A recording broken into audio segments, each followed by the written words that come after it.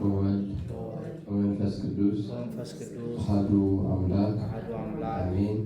የተከበሩ አባታችን መጋቤ ስብሐት ቀሲስ ስብሐት ገብሩ የደብራችን ዋና አስተዳዳሪ፣ ወንድሞች ዲያቆናት፣ በዚህ ቅዱስ ስፍራ የተሰበሰባችሁ የእግዚአብሔር ቤተሰቦች እንደምን አደራችሁ? እንደምን አደራችሁ? አሜን። እግዚአብሔር ስም በእውነት የተመሰገነ ይሁን። አሁን ሰዓቱ የወንጌል ነው። የዕለቱን ወንጌል የሚያስተምሩን አባታችን መጋቤ ስብሐት ናቸው። ቀጥታ ወደ እሳቸው እንሄዳለን።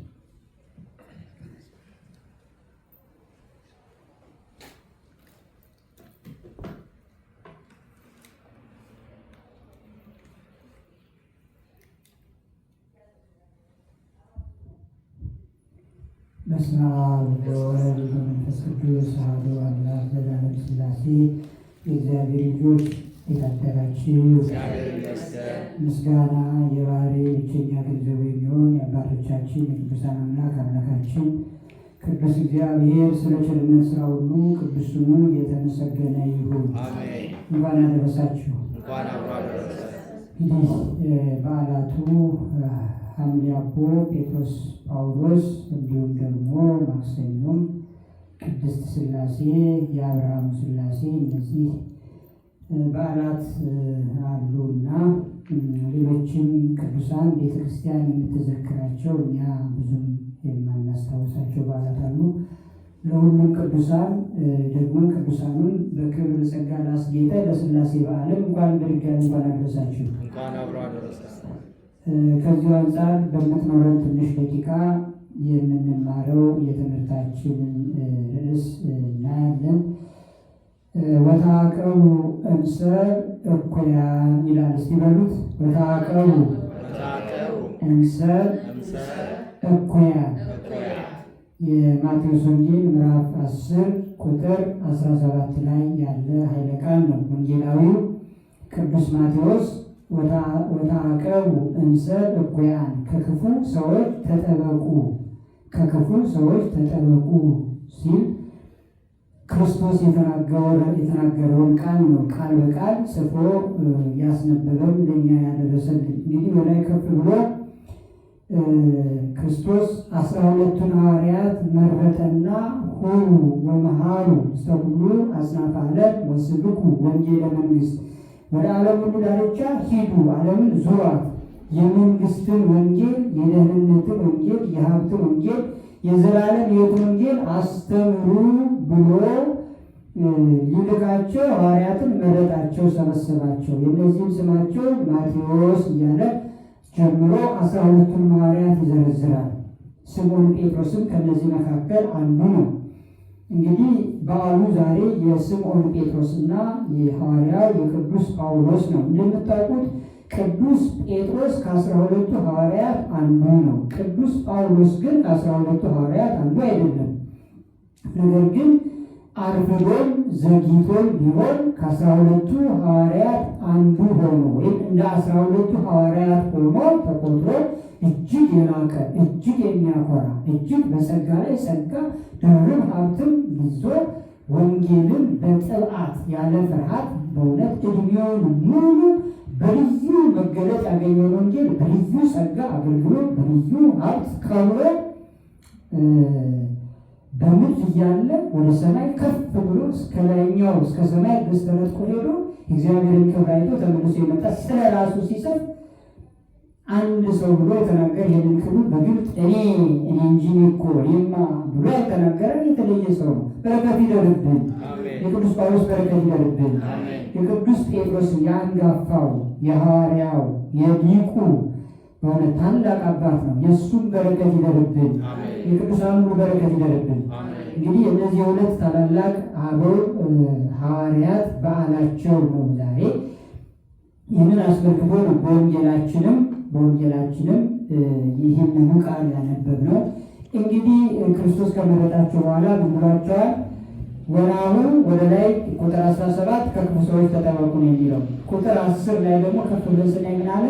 ወናሁ አነ እፌንወክሙ ማእከለ አባግ ከመ ተኩላት ይላል። እስቲ በሉ ወናሁ አነ እፌንወክሙ ማእከለ አባግ ማእከለ ተኩላት ከመ አባግ እነሆ እኔ እንደ በጎች በተኩላዎች መካከል እልካችኋለሁ፣ እንደ በጎች በተኩላዎች መካከል እልካችኋለሁ ብሎ ነው። ይህን ካለ በኋላ ነው ዝቅ ብሎ ወተዓቀቡ እምሰብእ እኩያን፣ ከክፉዎች ሰዎች ተጠበቁ፣ ነገር ግን በምልካችሁ ጊዜ ክፉዎች ሰዎች አሉ።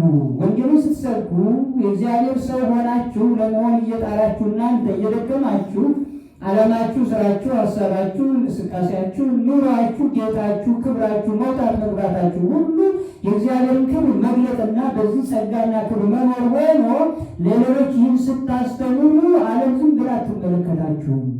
ዓለም ሽልማት አታቀርብላችሁም። ዓለም አታጨበጭብላችሁም። ዓለም መንገዱን ገለጥ ገለጥ አታድርግላችሁም። በር ትዘጋባችኋለች፣ ትቆልፍባችኋለች፣ እንቅፋት ታስቀምጥባችኋለች። ዙሪያችሁን ገደል ይሆናል፣ እሳት ይሆናል፣ እሾህ ይሆናል። ይሄን ሁሉ የሚያደርጉ ደግሞ ክፉ ሰዎች ናቸውና ከክፉ ሰዎች ተጠበቁ አለ። አሁን ስለ ሐዋርያት የምንሰብክበት ጊዜ የለም። አሁን ስለ ሐዋርያት ታሪክ የምንተርክበት ጊዜ ሰዓት ላይ አይደለም ያለን። አሁን ሐዋርያ ለመሆን የምንተጋበት ጊዜ ነው። በወንጌላችን፣ በአገልግሎታችን፣ በቅዳሴያችን፣ በጸሎታችን በሁሉም መካከል ጣልቃ እማማ ኢትዮጵያ ትገባለች። ግድ ነው። በዚህ ያሉ ወገኖቻችን ዘመነ ሰማዕትነት ደርሶላቸው አንድም ደርሶባቸው ሰማዕትነትን እየተቀበሉ ነው ያሉት። ሰማዕትነት በዓለም ሁሉ ነው። ሰማዕትነት ክርስቲያን ባለበት ሁሉ አለ። የሰማዕትነት ጸጋው፣ ክብሩ፣ ደረጃው፣ መጠኑ፣ አመጣጡ፣ ሁኔታው ግን ይለያያል። እነሱ በቀያቸው፣ በመንደራቸው፣ በትውልድ ሀገራቸው በሚኖርባት በኢትዮጵያ እንደተሰደዱ ሆነው ሰው በሀገሩ እንደ ስደተኛ ይኖራል። እናንተ በሀገራቸው እንደ ስደተኛ ሆነው እየኖሩ ለተሰደዱላት ወንጌል ግን ለሚኖሩለት ክርስትና ግን የሰማይ ርስታቸውን ተመልክተው ኢየሱስ ክርስቶስን አይተው በሃይማኖታቸው ጸንተው በክብር አልፈዋል። ይቀጥላል ሰማዕትነቱ።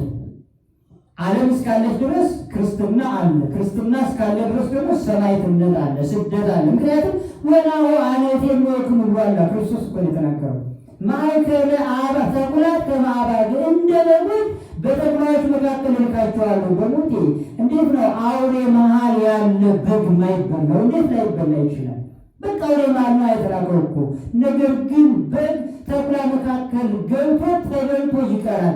መታሰቢያ የለውም። ለተኩላው ምግብ ነው፣ ለበጉ ደግሞ እድሜው፣ ወሰኑ፣ ገደቡ፣ ልኩ፣ ደስታ እስከዚያች ቅጽበት ድረስ ነው። ለክርስቲያን ግን ምሳሌ ቀረበለት እንጂ እሱ ክብር ይግባውና በግ ሆኖ ክርስቶስ ነዋ በጉ ለእግዚአብሔር ዘያትት ኃጢአተ ዓለም የተባለለት በመንፈስ ቅዱስ ሀብትና ጸጋ ያስባለ ክርስቶስ እኛን ደግሞ አባግ በጎች ያደረገን የእኛ በግነት ተበልተን እንድንቀር አይደለም።